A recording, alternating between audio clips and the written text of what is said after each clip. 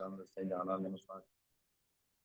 அப்புறம் मेरी कमियां ताजता है நமகா.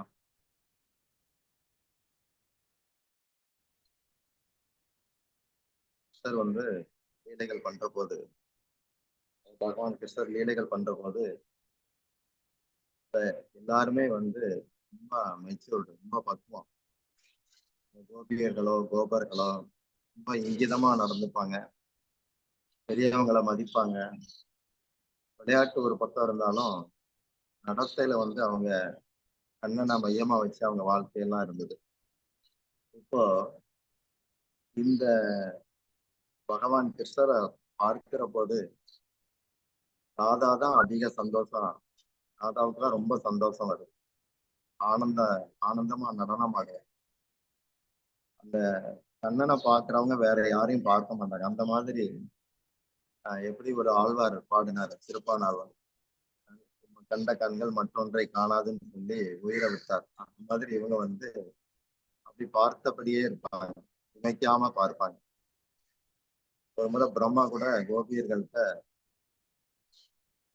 என்கிட்ட நீங்க ஏதாவது சொல்ல விரும்புறீங்களான்னு பிரம்மா கேட்கிற போது, நமக்கு படைக்க தெரியல, யாரெல்லாம் பக்தனோ அவனுக்கு இமைக்கிற வசதியை கட் பண்ணிடலாம், கிருஷ்ணனை தொடர்ந்து பார்க்க வேண்டாமா, இப்படி இமைக்கிற நேரம் கட் ஆகுதே அப்படின்னு சொல்லி வருத்தப்பட்டாங்க.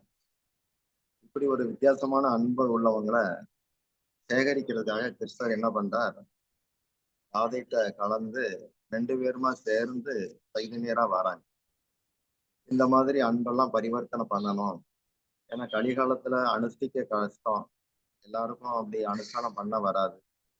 ஒரு சாதாரண டீ காப்பியவே விட முடியாம இருப்பாங்க. அவங்க எப்படி வீட்டை விடு காட்டை விடு அப்படின்னா எப்படி விடுவாங்க? ஆனா அன்பு விட முடியாது. அன்பு அவங்க இதயத்துல இருக்கு.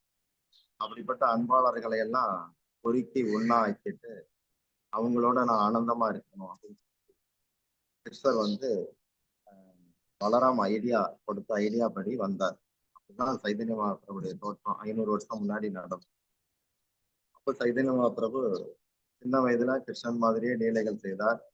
வளர வளர பெரிய பண்டிதரா இருந்தார், பாடசாலை நடத்தினார். அதுக்கப்புறம் திருமணம் ஆச்சுது, குடும்பஸ்தர்கள் எப்படி இருக்கணுங்கிறத காட்டுறார். ஒவ்வொரு ஆசிரமமா வேகமா காட்டிட்டு ஒரு பக்தன் எப்படி இருக்கணுங்கிறத காட்டிட்டார். அந்த அன்பாளர்கள் எல்லாம் எப்படி இருக்கிறதெல்லாம் லீலைகளை காட்டுறார். காட்டிட்டு இந்த நாமத்தாலேயே நீங்க அந்த தெய்வீக அன்பை உங்களுக்குள்ள உணர முடியும். நிறைய ஹரே கிருஷ்ண நாமத்தை பாடுங்க, சொல்லுங்க, கூட்டமா இருந்து பஜனை பண்ணுங்க. என்ன ஆகும், நாமந்தான் இப்போ ஞான தர்மம். இதை நீங்க சொல்ல சொல்ல உங்களுக்கு அந்த இதயத்துக்குள்ள இருக்கிற பகவான் பாதத்துல இருக்கக்கூடிய அன்பு, ஏற்கனவே அந்த விதை உள்ள இருக்கு, அது குளிர்க்காம இருக்கலாம், இல்லாட்டி அறகுறையா இருக்கலாம். சில பேருக்கு ஒரு இடத்துல விதைய போட்டா முள் செடியெல்லாம் சேர்ந்து டிஸ்டர்ப் பண்ணும். அது மாதிரி சூழல் வந்து இடைஞ்சல் பண்ற மாதிரி இருக்கலாம். பல தடைகள் இருக்கலாம். இதையெல்லாம் கடந்து எப்படி நதிகள் வந்து எல்லா தடைகளையும் உடைச்சு கடலை போய் சேருதோ, இதே மாதிரி ஒவ்வொரு ஆத்மாக்கும் தடைகள்லாம் உடைச்சு கண்ணன் பாதத்தை அடையணும், இதுதான் வாழ்வின் குறிக்கோள் அப்படின்னு பாடம் நடத்துறார். அதுக்கப்புறம் சன்னியாசம் எடுத்தார். சின்ன வயதிலே சன்னியாசம் எடுத்தார். அவருக்கு திரிதண்டம், அவரு தண்டம் தரப்பட்டிருந்தது. திரிதண்டம் இல்ல, சங்கரமா சங்கர சம்பிரதாயத்துக்கு பிறகுதான் கொடுக்கிறார் கேசவ பாரதி. இப்போ எப்பவுமே நாமத்திலே அவர் மூழ்கி இருந்தார்.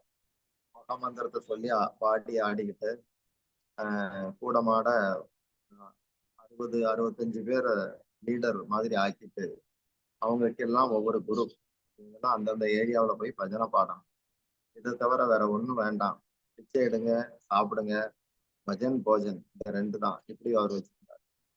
அப்போ நிறைய வங்காளத்துல அந்த கங்கை தண்ணீரை குடிச்சாலே பசிக்காது, அவ்வளவு மினரல்ஸ் அதுல இருக்கு. அப்போ எல்லாம் அந்த அவங்கவுங்க கடமைகளை பார்த்தா கூட அங்க இந்த கீர்த்தனம்ங்கிறது ஒரு மரபாயிருச்சு. வடக்க சில மாநிலங்கள்ல அப்படி இருக்குது.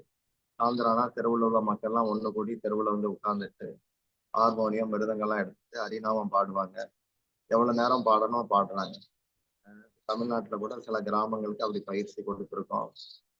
சாயந்தரம் 8:30 மணி 9 மணி விவசாயிகள்லாம் ஒண்ணு சேர்ந்து 11 மணி வரைக்கும் பாகவதம் படிக்கிறது, துளசி மாடத்தை சுற்றி வர்றது, இந்த மாதிரி ஹரிகதையை மையமா வச்சு வாழ்ற குடும்பம் நிறைய பெருகிட்டு, இதுல கிடைக்கிற நிம்மதி, வேற எதுலையும் கிடைக்காது. அதனாலதான் நம்ம இதுல பிரபுபாத பக்தி சித்தாந்த சரஸ்வதி கோஸ்வாமி தாக்கூர் சொன்னாங்க, நாம 80 லட்சம் யோனிகள்ல ஏற்கனவே பிறந்தாச்சு. சின்ன வண்டா இருந்திருப்போம், பறவையா இருந்திருப்போம், குரங்கு, நாய், பன்னி எல்லா உடம்புலையும் பிறவி எடுத்து கடைசியில கடவுளை அடையணும்னு முடிவெடுத்த பிறகுதான் மனித உடல் தரப்பட்டு, இந்த உடம்பு தந்த பிறகும் நான் திரும்ப பறவை மாதிரி, மிருகம் மாதிரி அப்படி நாம இருக்கக்கூடாது. எலிவேஷன் ஆயாச்சு, உயர்த்தப்பட்டாச்சு. இனி உயர்ந்த காரியங்களை செய்வோம். அவர் சொன்னார், எல்லா யோனிகளையும் நீங்க பிறந்திருக்கும் போதெல்லாம் ஒரு அப்பா அம்மா இருந்திருப்பாங்க. வண்ணத்து பூச்சாருந்தா கூட ஒரு அப்பா அம்மா உண்டு, மரமா இருந்தாலும் ஒரு அப்பா அம்மா, எல்லாத்தையும் மாட்டாங்க. ஆனா எப்போ குரு கிடைக்கிறாங்களோ அதுக்கப்புறம் அப்பா அம்மாவுக்கு முற்றுப்புள்ளி. ஜட உலகத்துல கஷ்டப்பட்டுட்டு இருக்கவன்னா கிருஷ்ணரோட மாடு மேய்ச்சிட்டு சந்தோஷமா இருந்துட்டு போகலாம். அதை சைதில போதிக்கிறார். அப்போ அந்த பாதையில பிரபுபாதா அந்த கருத்து பண்ணாங்க. ஒரு தடவை குருவை தேர்ந்தெடுத்து அடுத்து உங்களுக்கு பிறவிக்கே முற்றுப்புள்ளி ஆயிரும். இனி அப்பா அம்மா உங்களுக்கு பகவான் தான் அப்படிங்கிற மாதிரி. அப்போ இவர் சன்னியாசம் எடுத்த புதுசுல இவர் அங்கங்க பஜனை பாடி தெரிகிற போது கவுட தேசத்துல இருந்து ஒரிசாவுக்கு போக அவருக்கு விருப்பம். படகுல போகணும். படகுக்காரங்கெல்லாம் வரி கேட்டாங்க, இவர்கிட்ட வரி கிடையாது. ஆனா இவர் ஜெகநாதரை நினைச்சு பிரேமியோட கண் கலங்கி பாடிட்டு இருக்க பார்த்து ஒரு வரி எதுவும் வாங்காம அவங்கள எல்லாம் முஸ்லீம் ஆச்சு 500 வருஷத்துக்கு முன்னாடி. இந்த சைதன்ய பிரபு, நித்யானந்த பிரபு, தாமோதர், ஜெகதானந்தர் இவங்கெல்லாம் படகுல போறாங்க. அங்கிட்டு போயிட்டு பிரயாகையில இறங்குறாங்க. வேற வேற இடங்களை போயிட்டு அப்படி கூடி போறாங்க. அப்போ அங்க இறங்கின பிறகு அவங்க அந்த படகுல போகும்போதே அவர் ஒரு பரவசத்துல பாடி ஆடார், படகெல்லாம் ஆடுது, நிறைய வெள்ளம் போயிட்டு இருக்கு. படகோட்டிகள்லாம் பயந்து போய் இதெல்லாம் ஆடாதீங்க, படகு சாஞ்சிரும், எல்லாரும் இறந்துருவோம் அப்படின்னு சொன்னாங்க. இவருக்கு அது காதலே விழல. அவர் கிருஷ்ண நாமத்தையும் சொல்லிட்டு அப்படி ஆடி பாடிட்டு இருந்தார். கூட இருந்தவங்களாம் சொன்னாங்க, உன் படகு இந்த தண்ணியில கரை சேர்க்கும், ஆனா இவருடைய பாதம் அப்படி இல்லை, மக்களையே கரை சேர்க்கும், கடவுள்கிட்ட கொண்டு சேர்க்கும். அதனால அப்படி உள்ள விழுந்தாலும் பயம் இல்லை, பயப்படாது அப்படின்னு சொல்றாங்க. அதுக்கப்புறம் தானாகவே அமைதியாகுது. பல கரைக்கு வராங்க, பாடிட்டு அப்படியே போற போது அங்க சில பக்தர்கள் வீடுகள்ல அங்கெல்லாம் சந்திக்கிறாங்க. ஒருத்தர் ராமச்சந்திரகான் ஒருத்தரை பாக்குறாரு. நிறைய அடியார்களை உருவாக்கிட்டே போறார் சைதன்ய. இதுல விஷயம் என்னன்னா, நாமம் தர்ற க்ஷேமம், ஆரோக்கியம் வேற எதுவும் தராது. மற்றதுகள்லாம் நமக்கு ஒரு பக்க பலம். பிரதானமான தர்மம் கடவுள் நாமத்தை எப்படி சைதன்யர் பாடினாரோ, சைதன்யர் பாட்டு ஹரே கிருஷ்ணா ஹரே கிருஷ்ணா கிருஷ்ணா கிருஷ்ணா ஹரே ஹரே, ஹரே ராம ஹரே ராம ராம ராம ஹரே. ராம ரெண்டாவது வரும், கிருஷ்ணா முதல்ல வரும். ஏன்னா ஒரு கிருஷ்ண பிரேமிகளே திளைச்சார்.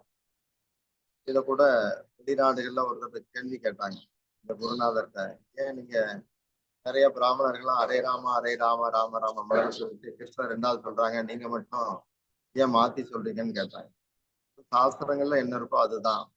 சாஸ்திரங்கள்ல பாகவதத்துல இருக்கு, கீர்த்தனா தேவ கிருஷ்ணசிய, கிருஷ்ணர்ல இருந்து பாடுங்க, கிருஷ்ணரை சொல்லி பாடுங்கன்னு தான் வருது.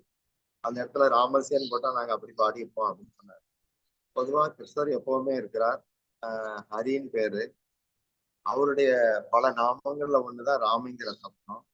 அதனாலதான் தசனத்துக்குள்ள பறக்கும் போது வசிஷ்டர் பேர் சொல்லும் போது பகவானை நினைச்சு பார்த்து, கிருஷ்ணருக்கு யாரும் திருப்திப்படுத்தணும் அவசியம் இல்லை, தனக்குத்தானே திருப்தியா இருப்பார். அந்த அந்த மாதிரியான மனப்பாங்குக்கு ராமன் பேரு. அந்த ராமங்கிற கண்ணனுடைய நாமத்தை இந்த குழந்தைக்கு நான் வைக்கிறேன் அப்படின்னு சொன்னார். சூரிய வம்சத்துல இந்த குழந்தை பிறந்திருந்தா கூட பட்ட பகல்லே இவர் பிறந்தார், பட்ட பகல்லே பேர் சுற்றோம். ராத்திரி தான் சந்திரன் நடமாட முடியும். எல்லா தேவர்களும் பகல்ல விழாவுல கலந்துக்கிட்டாங்க. சந்திரன் ஏங்கிக்கிட்டு இருக்கிறான். அதனால சூரிய வம்சத்துல பிறந்த இந்த குழந்தைக்கு கண்ணனுடைய பேரான ராம அப்படிங்கிற தப்பு. அடுத்து சந்திரனுடைய ஏக்கத்தை போக்குறதுக்காக அவனுடைய பேரை இணைச்சு சூரிய வம்சத்துல பிறந்தா கூட ராமச்சந்திரான்னு கூப்பிடுங்கன்னு பேர் வைக்கிறார். இப்படி கிருஷ்ணனுடைய நாமம் தான் ராமன். அதனாலதான் ஹரேங்கிறது ராதையை குறிக்கும், ஹரே கிருஷ்ணங்கிறது ராதையும் கிருஷ்ணரையும், ஹரே ராமங்கிறது ராதை, ராமன்னா ரமண, ரம்ய, ராதா ரமண.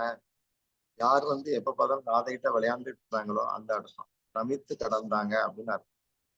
அந்த மாதிரி அர்த்தத்துல அந்த பேர் வருது. நமக்கு நாமத்தை வந்து செய்தினர் கொடுத்தார். அது மூலமா நாம இந்த உலக சாகரத்துக்கு கரை சேரலாம். அதான்